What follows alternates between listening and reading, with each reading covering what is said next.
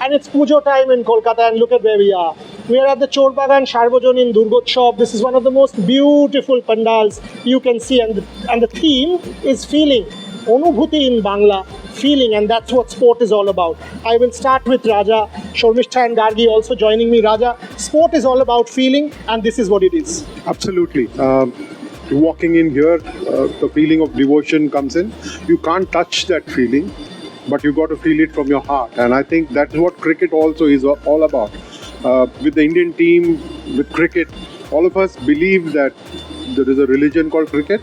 You got to feel it, and I think that is what this Indian cricket team has succeeded in doing one more time in this World Cup so far.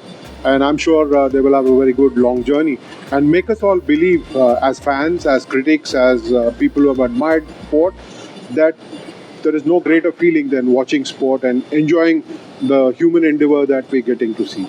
Shormishtha, you were speaking to the secretary of this Pujo committee, and she was explaining the whole thing. Can you tell our viewers about it? Yes, so what she told me was that the theme of this Pujo this year is Onubhuti or Anubhuti, which means sensation, feeling, emotion, everything rolled in one. So as you walk in, you get, a myriad of emotions flooding in.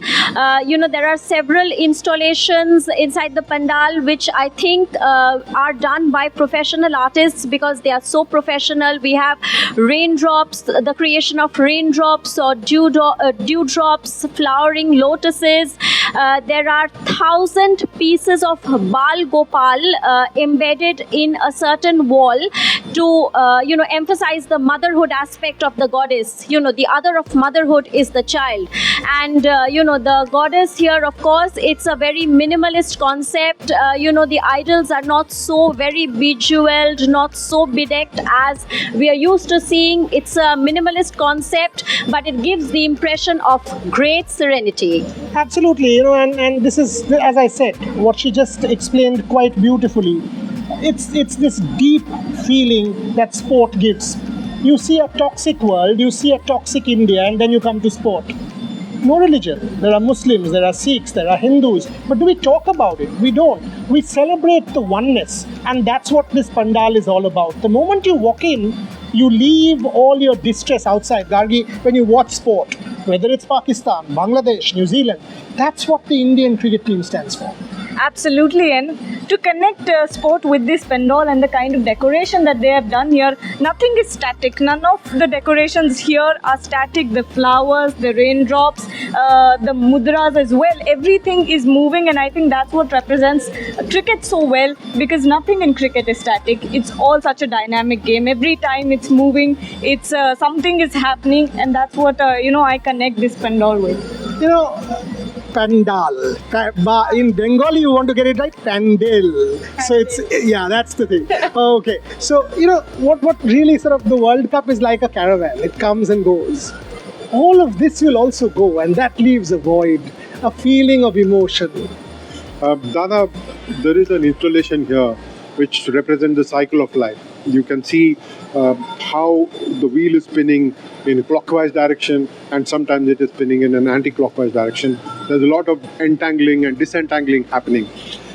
Cricket, when it leaves us, makes us look forward to the next tournament, makes us look forward to the next event. I think that's the beauty of sport. It teaches you how to pick yourself up, even though you might have lost a game. Even though you might be disappointed that your favorite team or favorite athlete has lost, there's another day, and the sun is also always going to rise again. I think that's what this whole puja is all about. That's what it teaches us, that there is something to look forward to all the time. Absolutely, and beautifully said. Ashche bochor abar hobe. Ma Durga will also come again. It's not the end of the world. One team will lose, one will win.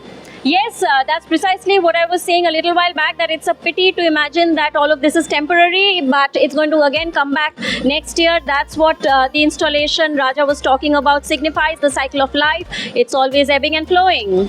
Last question on cricket before I finish off.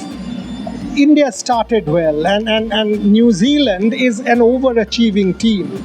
It's on Ashtami day. I mean, all of us will be praying. Ashtami is the holiest day in the Durga Puja cycle. Thoughts on India, New Zealand? I mean, New Zealand have this tendency of always punching above the weight, always coming in as the most unpredictable sort of team. They will pull the rabbit out of the hat. But India is also one of the favorites when we're looking at this World Cup, because they have been relentless in their World Cup campaign.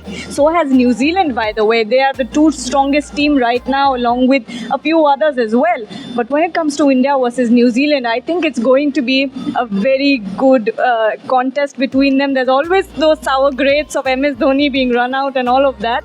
So it's always a good contest to see. Absolutely. 45 seconds of madness and 45 minutes of madness in Manchester cost us a World Cup.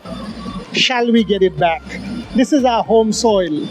We need to get it back. We need the joys on the face of people. How can on Ashtami Day our team let us down? Fingers crossed for them. But as we said, emotion transcends the win or the loss. Thank you very much, Raja Raman, Shormishta Gargi. And thank you to all of you for watching. Enjoy the game. Enjoy the emotion. Enjoy the feel. And enjoy Pujo. Stay well. Keep well.